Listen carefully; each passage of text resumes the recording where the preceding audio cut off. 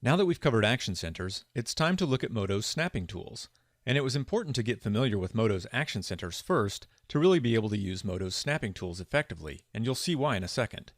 So if you skipped the action centers video, I suggest you go back and watch it first before watching this video. There are actually two primary sets of tools in Modo for setting up snapping options. The first is the snapping panel that I can bring up by hitting F11, or if snapping is enabled, by clicking on the snapping panel down here in the tool properties. And the second set of tools is the snaps palette, which I can bring up by clicking on this Snaps and Precision button, or by going up to the Edit menu, selecting Snapping, and selecting Snaps and Precision. Doing it this way brings up a floating snaps palette. And we're going to look at the options on both of these panels in a minute, but I want to jump over to Max for a second and look at how snapping is handled in Max so we can see how it's handled differently in Modo. So I'll jump over to Max. And right now I've got a few boxes and I've got my 3D snapping enabled. And the only options I have enabled in my snaps panel is the vertex option. Of course, there are all these other options we can use, but this is one of the ways that I use snapping in Max a lot of the time. And if I want to snap the corner of this box to the corner of another box, I can select the box, hover over the vertex that I want to snap to something, and if I hold down my left mouse button and drag, I can snap it to another vertex. And you can see that that vertex highlights for me to let me know that I can snap to it. And that's how I can snap a corner of a box to the corner of another box. Now let's pop back over to Modo and see how we would do this using Modo's snapping panel options. The important thing to remember about how Modo handles snapping is that it's the location of the tool handle that determines the original position of whatever it is we're snapping to something else. This is why understanding action centers is important to understanding Modo's snapping behavior. I'm just going to go ahead and go into Items mode and select one of my items here and bring up the Move tool. And you can see our Move tool handle right here in the center of our cube. So let's do what we did over in Max and snap the corner of this cube to the corner of this box. I can enable snapping by clicking on the snapping button up here. It's already enabled. Or I can enable it by hitting the X key. And if I hit the X key repeatedly, you can see that it toggles the snapping on and off. So with snapping on, let's pull up the snapping panel by clicking on the snapping button over here in the Tool Properties panel. Let's talk about some of the options on this panel before we snap our boxes together. We have three different modes that we can set up different snapping options for: Global, Component, and Item. Global is the default mode, and these options work no matter if we're working with component geometry or items. The Component mode options determines how snapping will work only when we're manipulating component geometry. And the Item mode options only control how snapping works when we're manipulating items. So each of these modes can have their own options set.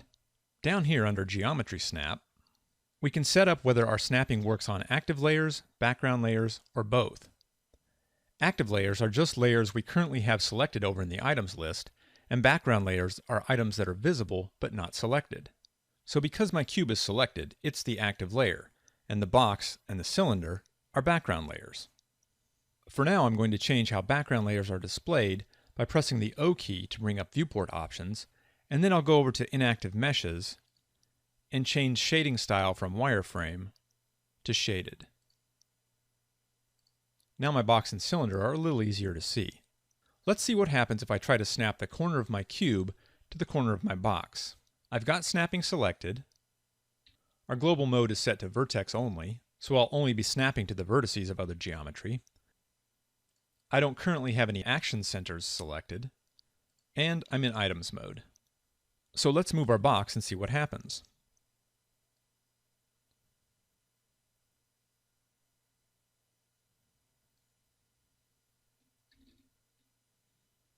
Well, you can see that the center of our box, which is where our tool handle is by default, did snap to the corner vertex of our box. Again, it's the location of the tool handle that determines the location of what's being snapped. So let's undo that. And we want to snap the corner of this cube, not the center of the cube, to this corner. So that means we need to put our tool handle right where this corner vertex is. And we can do that easily with an action center. So I'll just select the element action center, since we want to put it where the vertex is, and I'll select the vertex. And you can see that we want to change our orientation of the tool handle to use auto, so I'll go up and I'll override the preset to use auto as my axis. Now my tool handle is right where I want it. And I can now easily snap to the corner of my box or the vertex of any other background item in my scene.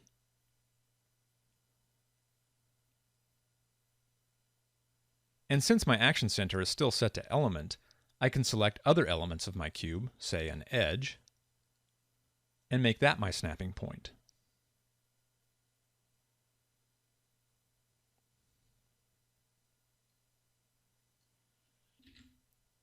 Let's undo those changes, and let's select the corner vertex again.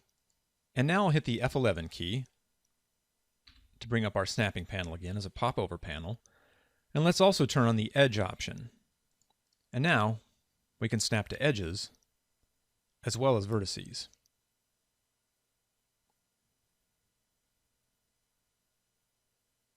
If snapping is selected and we want to temporarily disable snapping as we're positioning something, we can hold down the X key as we're positioning our object and it won't snap. So I'm holding down the X key right now. And as soon as I let up, I can snap again. And the opposite is true too. If snapping isn't selected and we hold down the X key, then snapping is temporarily enabled. Let's bring up the snapping panel again with the F11 key.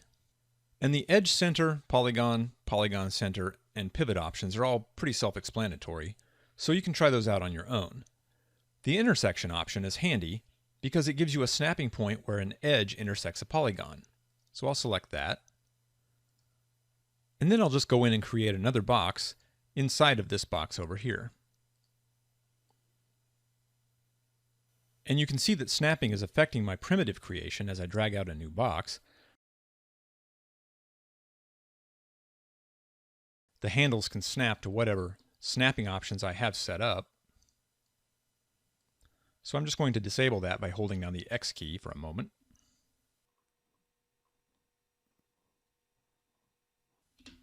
And now I'm going to select my cube again. Now, with my smaller box intersecting my larger box, and the intersection snapping option enabled, I can snap to places where an edge intersects a polygon.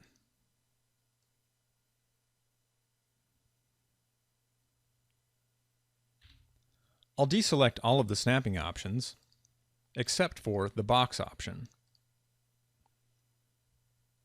The box option uses the bounding box of an item to determine where we can snap. So with that turned on, we can go over to the cylinder, and you can see the box snapping points show up. Let me zoom in here a little bit.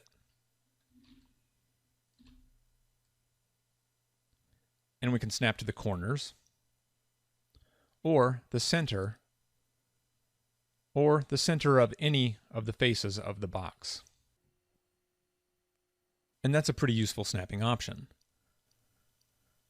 So far, I've been using the Element Action Center to place my transform tool handle where I want it.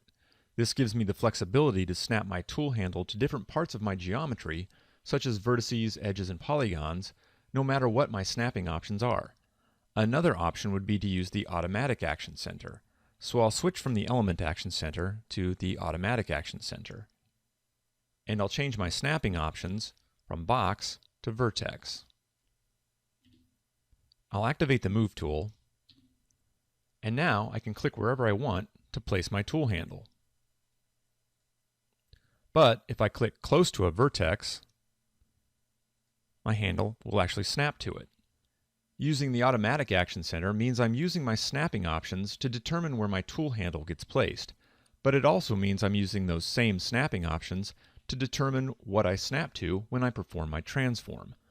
By using the Element Action Center, as I was before, I'm essentially able to set up some snapping options for my tool handle placement that are separate from the snapping options that determine what I snap to when I perform my transform. So for that reason, I use the Element Action Center more often than the Automatic Action Center when snapping. Now let's take a look at a couple of other snapping panel options. Here I have my cube and I'm still using my Element Action Center with the auto axis, and I've got my tool handle set at the corner vertex of my cube. I'll hit the F11 key, and you can see that the only option I have selected is the grid snapping option. So here's something that can get a little confusing about the grid snapping option. Let's say I want to snap the corner of this cube right to the center of this grid right here. Let me hide the work plane by pressing the asterisk key. If I move my cube, you can see that I can't quite snap exactly to the center of my grid. In fact, you can see that I'm not really snapping precisely to any of the grid intersections. But there does appear to be some sort of snapping going on. Well, snapping is actually working properly. Modo is snapping to the dynamic 3D grid that runs through our world. It's not constrained to this visible grid that always represents the center of our world coordinates. So it's not necessarily snapping to the grid we're seeing when we're in perspective view. It's snapping to the 3D grid that lies in the plane of the two axes that we're moving in. If I rotate my view, you can see that the corner of our cube is actually down below the visible grid. If I want the corner of my cube to snap to this visible grid, I would need to move it up.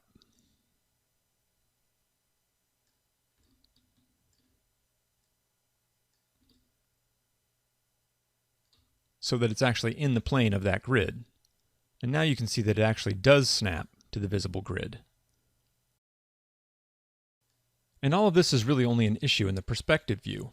If I switch to an orthographic view, you can see that my snapping is working on the dynamic grid as we would expect.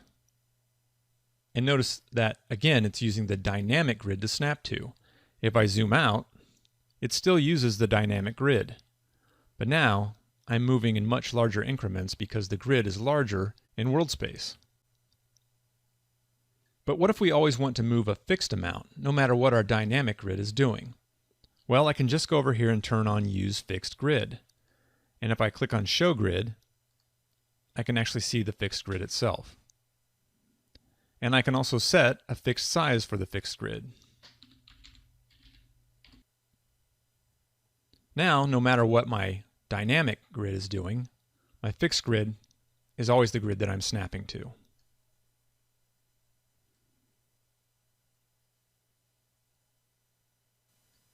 Sometimes you might need to use snapping, but you might want to constrain your snapping to a 2D orthographic plane. You can do this by enabling 2D snap. Let's take a look at an example. Here I have two mesh items, a segmented plane and a cone. My plane is my foreground item and my cone is my background item. Also notice that I'm in vertices mode and that I'm in the Model Quad tab. You don't have to use the Model Quad tab for this, but I think it shows what's going on a little easier. I've already got Vertex Snapping enabled, and to see this I'll show you one other way to bring up the snapping panel. If I hold down the Alt key, you'll see that the snapping button turns to an options button, and if I click on it, I get my snapping panel options. And you can see that I have Vertex Snapping selected. Let's say we want to use our cone vertices as a guide for shaping our foreground plane. In other words, I want to keep my plane flat, but shape it using the vertices of my background cone. So let's move the vertices of this plane around. I'll activate Element Move by hitting the T key, and watch up in the perspective view when I start snapping my points.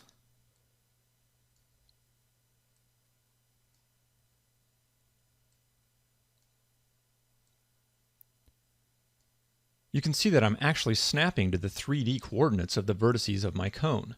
Sometimes this is what we want, but what if we want to keep our plane flat and only snap to the 2D coordinates of our front orthographic view down here? Well, an easy way to keep Modo from snapping to 3D positions, as opposed to staying in a 2D plane, is to turn on 2D snap. So let's do that. I can either turn it on down here, or I can bring up the snapping panel options and do it in there. It works the same way, either place you activate it. Now if I move my verts around,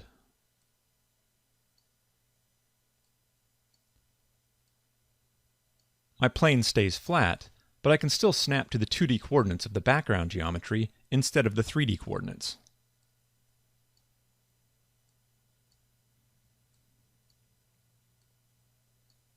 And this is just one example of how you could use 2D Snap. Next, let's look at the three remaining snapping options in the snapping panel: world axis, straight line, and right angle. These settings are used when using Modo's pen tool, so let's see how that works. Let's start with the right angle snapping setting. And with that enabled, let's activate our pen tool over here in the primitives panel. You can see that by default I'm using the polygon type pen setting. In this setting, as I click out points, a polygon is getting created using those vertices. When I click my first 2 points, it doesn't look like anything's snapping. But when I click my 3rd point, you can see that I get this little handy right angle guide, and I can slide along that guide as far as I need to. I'll plot another point, and you can see it snap to the right angles.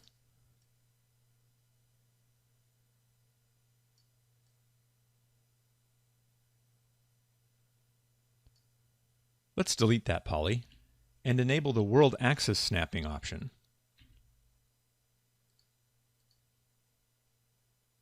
And just for fun, let's turn on the pen tool's wall mode. Wall mode lets us plot out quad polygons as we plot our points, and makes it really easy to sketch out the walls of a building. I'll twirl it down to open it up, and I'll change our wall mode from off to both sides. Then, with world axis selected as my snapping option, I'll start creating some points. Well, I've got 2 points here, but I don't see any sort of wall polys. That's because I need to define how wide the wall is with the offset parameter.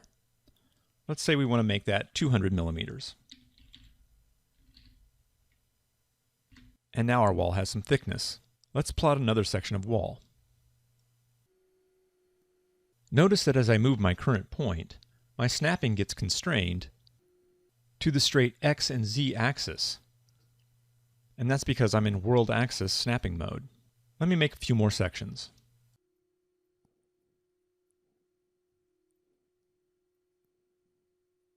And now I think my wall is too thick. One thing to note is, again, our wall mode is set to both sides, which means I get wall on both sides of my plotted points. So with both sides selected as my wall is actually twice as thick as my wall offset number. With the tool still active, I can change my wall mode from both sides to either inner or outer, to only get the wall on one side of my plotted points. I'll leave it set to inner. One other cool thing you can do with the wall tool is round the corners by adjusting the inset.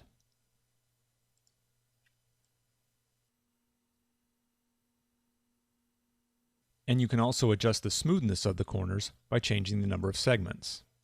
Let's go ahead and delete our wall. Now let's look at our last snapping panel option, the straight line option. I still have my pen tool active, but I turned off wall mode and I reset the inset back to 0. Now let's plot some points with the straight line option.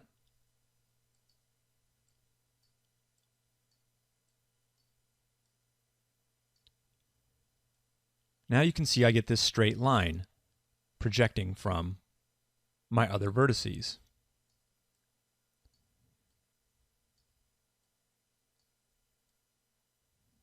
And that's a pretty handy tool. Before we move on to the Snaps palette, I want to take a minute to show you a few other useful alignment tools. While not really snapping tools, they're tools that you'll probably use in conjunction with snapping at some point.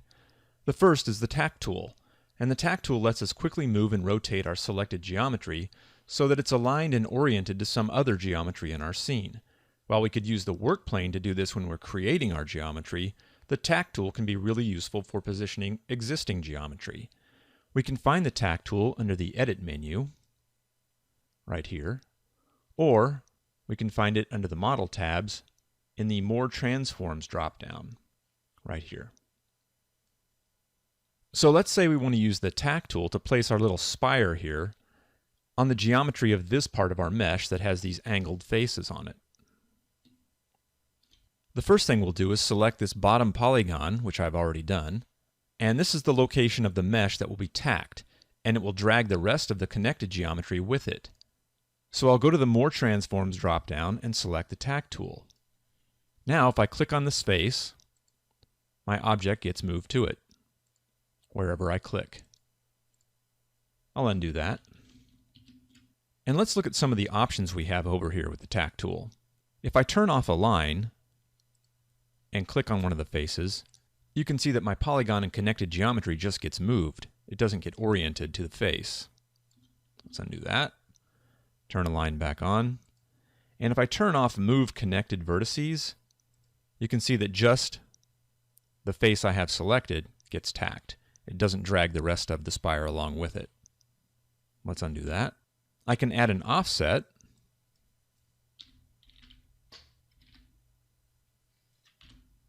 And now when I tack, that offset will be applied. Oops, let's move connected vertices as well. And now when I click, you can see that I have an offset from wherever it is that I do my tack. Let's get rid of that offset.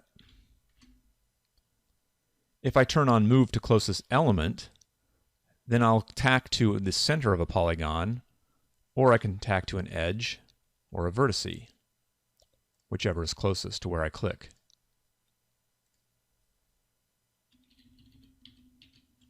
And I'll turn that off. If I turn on Copy Geometry, then my original stays where it is, and I get a copy when I tack.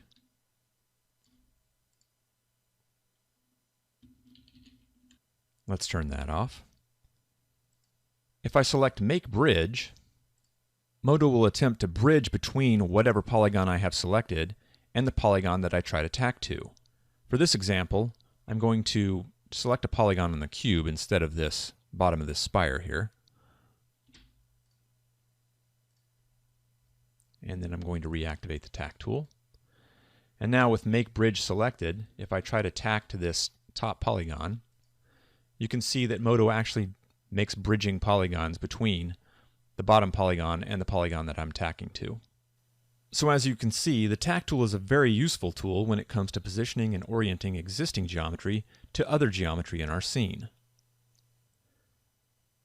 Another way to quickly align existing geometry is to use the Set to Workplane Position and Rotation tool. For example, let's say we want to align this cone to one of these faces. I can select the polygon, then go to the Workplane drop-down and select Align Workplane to Selection. Now that my workplane is oriented, I'll select my cone. And then I'll go over to the Setup tab, and under the Setup subtab, I'll select Set to Workplane Position. And now you can see that my cone item gets set where the position of my workplane was. And then I can also do Set to Workplane Rotation. And now my cone is aligned to the polygon I had selected because I oriented the workplane that way. And then I can just go back and reset the workplane. And everything is back the way it was, with my cone oriented the way I wanted it to be. Finally, let's talk about the Snaps palette. The Snaps palette contains a set of tools that combine snapping, action centers, and different transform behaviors. These tools are presets that extend our snapping functionality in Modo, and they allow us to quickly transform our geometry precisely without a lot of hassle. To activate the Snaps palette, we can either go over here to the Snaps and Precision button under the Model tab, or we can go up to the Edit menu, select Snapping, and select Snaps and Precision. This brings up a little floating Snaps palette. Let's activate Drag Snap. And you can see that as soon as I select a preset, that snapping gets turned on, and whatever snapping option we have selected is what will be used. So I'm going to turn on Edge and Polygon Center, in addition to Vertex. The Drag Snap preset lets us quickly snap component geometry to other geometry.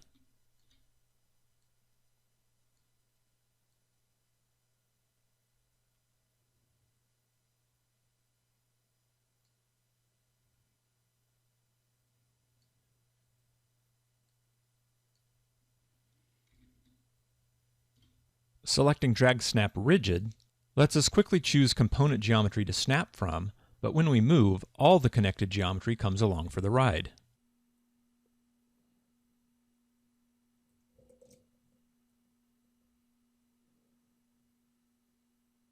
Drag Snap Rigid is a preset you'll probably use a lot. Before we move on to Planar Rotate Snap, let me turn off the preset and select all these polygons here. And then I'll activate the Rotate tool and turn on snapping. Notice that when I rotate, I don't have any way to constrain my rotation based on what I have selected as my snapping options. My little rotate handle doesn't snap to vertices or edges or anything. I can rotate freely or type in a value. I can also hold down the Control key and rotate in 15-degree increments. But I can't snap my rotation using the geometry in my scene. Well, this is where the next two Snaps palette tools come into play.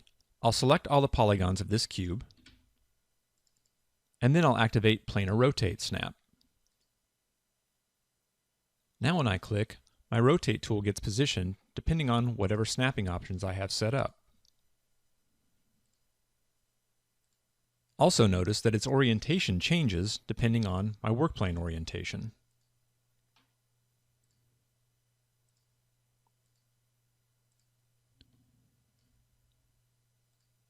I can enable an action center, say the Selection Action Center, and my Planar Rotate tool will jump to the center of my selection. Then I can grab this little crosshair, which tells Modo the start position of the rotation, and you can see that it snaps to whatever I have set up in my snapping tools. And then I can grab this little rotate handle, and when I move it, you can see that I can snap to whatever geometry I have set up in my snapping options.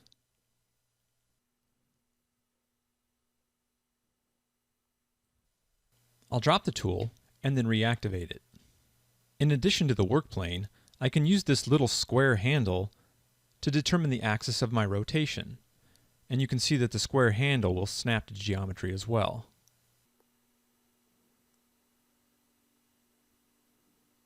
I can also use these axis settings over here to determine the orientation of the axis.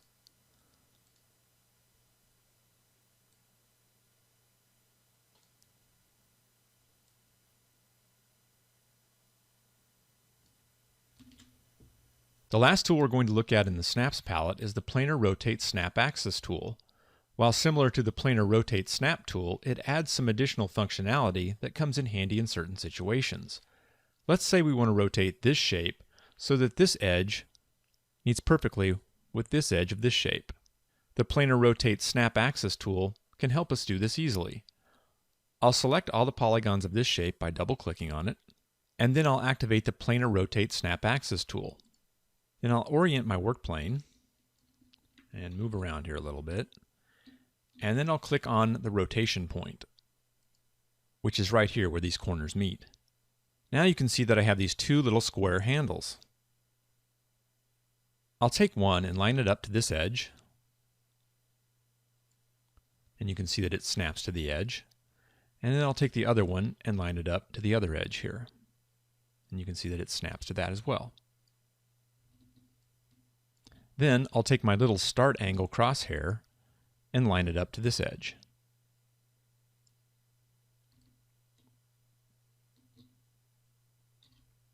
And now that I've got that set up, I can grab my little round rotate handle here, and as I move it, you can see that when it gets close to the edge, it'll snap, and now my edges are lined up perfectly.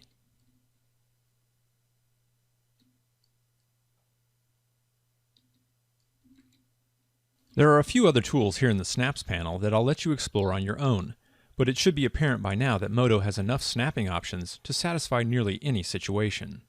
Next, we're going to take a look at setting up fall-off options in Modo.